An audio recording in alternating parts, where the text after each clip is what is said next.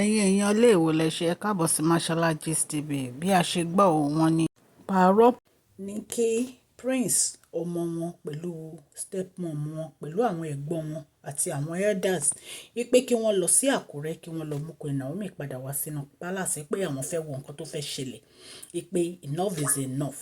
Wọ́n ní Kábíyèsí ò mọ nǹkan kan pẹ̀lú ìgbésẹ̀ tí wọ́n gbé yìí bó ṣe lọ yẹn kí wọ́n máa jọ̀bọ̀ wípé enough is enough.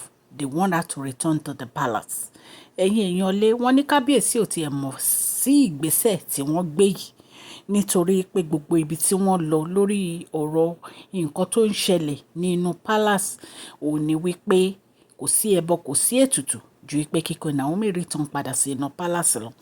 Ṣùgbọ́n wọ́n ní parọ́pò fi ohùn sílẹ̀ pé tí Queen Naomi ò bá wá torí wọ́n ní parọ́pò ò lọ wọ́n ní ṣùgbọ́n parọ́pò ló gbé ìgbésẹ̀ yẹn pé kí àwọn ọmọ wọn àti àwọn elders kọ̀ọ̀kan kí wọ́n jọ lọ síbẹ̀. Wọ́n ní parọ́pò ní tí Queen Naomi ò bá wá pé àwọn mọ̀ pé kó lè má jẹ́ nǹkan tó jẹ́ pé ó easy pé kí wọ́n má wọ̀rí ń pa pé wọ́n á mọ nǹkan tí wọ́n máa ṣe. Ẹ̀yin èèyàn lé bí a ṣe gbọ́ gist yìí allegedly nìyẹn. Ẹ̀yin náà mọ̀ pé lẹ́nu ọjọ́ mélòó kan Kábíyèsí wọ́n fi ò bá kan lórí ọ̀rọ̀ pé wọ́n lọ jẹ oúnjẹ tí ò yẹ kán jẹ. Wọ́n dẹ̀ ní pé ìgbésẹ̀ ní pé kí sísítà wọn àti Dr. Elizabeth kí wọ́n wá búra lórí nǹkan tí wọ́n mọ̀ ń pa oúnjẹ yìí. Ṣùgbọ́n èyí tó yà wá lẹ́nu ni pé wọ́n ní pé àwọn ìyá alágbára sọ fún Kábíyèsí wípé tí wọ́n bá mú Queen Naomi padà wá sínú palace wọ́n ní ewu ni. Wọ́n ní ibi tí wọ́n tún lọ pé nǹkan tó tún sọ fún wọn nìyẹn kó tó wá dé pé Kábíyèsí gangan fúnra wọn lálàá tí wọ́n rí lójú àlá wípé àwọn baba ńlá baba wọn ní pé kán lọ mú ìyàwó wọn àtọmọ wọn padà sínú palace wípé kò sí ẹbọ kò sí ètùtù ju ìyẹn lọ. Ẹ̀yin èèyàn lé ẹ jẹ́ ká jọ wọ inú gist tèmi. Mashola Gist TV ń kí yín. Mashola Gist TV ń kí yín. Adúpẹ́ adúpẹ́ atọ́pẹ́dá. Mashola Gist TV ń kí yín. Mashola Gist TV ń kí yín ó ní ẹ ṣé o lọ́wọ́ ọkùnrin lọ́wọ́ obìnrin lọ́wọ́ ọmọdé lọ́wọ́ àgbà lórí gbogbo bẹ́ẹ̀ ṣe ń comment ten like ten share adúpẹ́ adúpẹ́ ní ọwọ́ gbogbo yín. Mashola Gist TV ń kí yín. Ẹ̀yin olólùfẹ́ wa ẹ káàbọ̀ sí Mashola Gist TV. Ṣé àlàáfíà ni ẹwà gbogbo lè ń kọ́? Orúkọ mi ni Mashola kò yí padà. A máa ń sọ̀rọ̀ nípa celebrity gist, royal gist, politics àti gbogbo nǹkan tó ń ṣẹlẹ̀ ní agbègbè orílẹ̀-èdè bàbá wa ní ilẹ̀ Nàìjíríà. A ń sọ̀rọ̀ nípa celebrity gist, royal gist, politics àti gbogbo nǹkan tó ń ṣẹlẹ̀ ní orílẹ̀-èdè wa. Ẹ̀yin èèyàn lè tẹ́ bá ti subscribe ẹ tẹ notification bell kẹ́ ẹ subscribe so that a bá ti post any gist ẹ máa rí. A ń sọ Yorùbá lórí channel yìí nítorí pé a fẹ́ gbàgbé àṣà àti èdè wa. Ẹ̀yin èèyàn lé à ń ṣe advert lọ́lọ́kùn òjọ̀kan lórí channel yìí ẹ kàn sí wa ní Mashola Gist TV. Ọlọ́run Elédùmarè á bá mi gọ́wọ́ yín sókè o.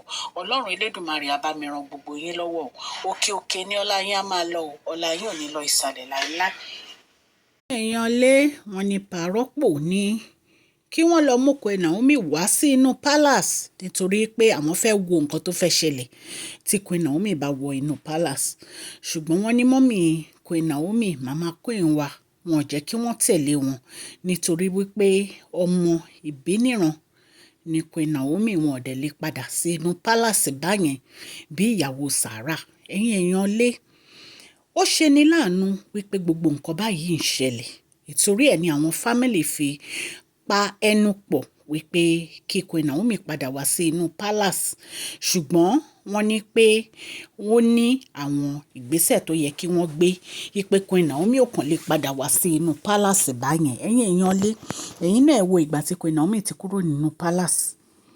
Bí wọ́n ṣe sọ wọ́n ní pé destiny wife fún wọn Kábíyèsí ó ní Queen Naomi.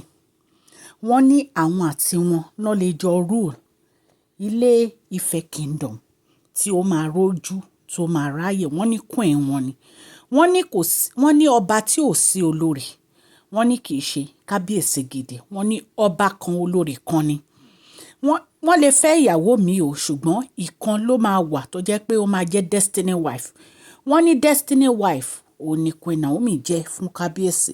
Wọ́n ní ìtorí ẹ̀ ni àwọn fámìlì ti fi gbégbèsè yìí wípé kíákíá kí Queen Naomi padà wá sínú palace, wípé ẹjọ́ àròyé ti tó lórí ọ̀rọ̀ yẹn, wípé ìtorí ẹ̀ ni bàbá kábíyèsí parọ́pò fi ní kó lọ mú wọn wá sínú palace. ṣùgbọ́n ṣe é mọ̀ wípé gbogbo nǹkan wọ́n ní láti gbé ìgbésẹ̀ lórí ọ̀rọ̀ yìí kí wọ́n dẹ̀ ṣe bó ṣe yẹ kán ṣe kó bá fi rí bó ṣe yẹ kán rí. ṣùgbọ́n wọ́n ní kábíyèsí ò mọ̀ nípa nǹkan tó ṣẹlẹ̀ yìí. wọ́n ní bàbá kábíyèsí ló gbé ìgbésẹ̀ pẹ̀lú gbogbo àwọn fámìlì wọn. ẹ̀yin èèyàn lé nǹkan tá a gbọ́ ní ìta ní ká mú wá fún yín. bó tí a bá gbọ́ update lórí ọ̀rọ̀ yìí a máa jẹ́ kí ẹ gbọ́. mo dúpẹ́ púpọ̀ lọ́wọ́ fún gbogbo ẹ̀yin èèyàn mi, gbogbo bẹ́ẹ̀ ṣe ń like tẹ́ ń subscribe tẹ́ ń comment lórí channel yìí. ẹ̀yin all subscribers mo dúpẹ́ lọ́wọ́ yín. ọlọ́run elédùmarè á bá mi wà pẹ̀lú gbogbo yín. ẹ̀yin tí ẹ̀dẹ̀ darapọ̀ mọ́ wa tó yẹ pé ṣẹ̀ṣẹ̀ join channel yìí ẹ káàbọ̀ àdúpẹ́ máṣọlá dúpẹ́. ẹ jọ̀ọ́ ẹ subscribe nítorí pé kò ná yín ní nǹkan kan. ọ̀fẹ́ ni channel yìí bá dé ẹ̀dẹ̀ máa gbádùn àwọn gist wa. a fi ń kọ́ra wa ní èdè àti ẹ̀kọ́ ni. ẹ̀yin èèyàn lé ẹ bá mi fún fídíò yìí ní thumbs up o. mo dẹ̀ dúpẹ́ lọ́wọ́ gbogbo yín àtọkùnrin àtobìnrin àtọmọdé àtàgbà. òkè òkè ni ọlá yín á máa lọ o, ọlá yín ò ní lọ ìsàlẹ̀ láéláé. Please share this video, like and subscribe. God bless you all.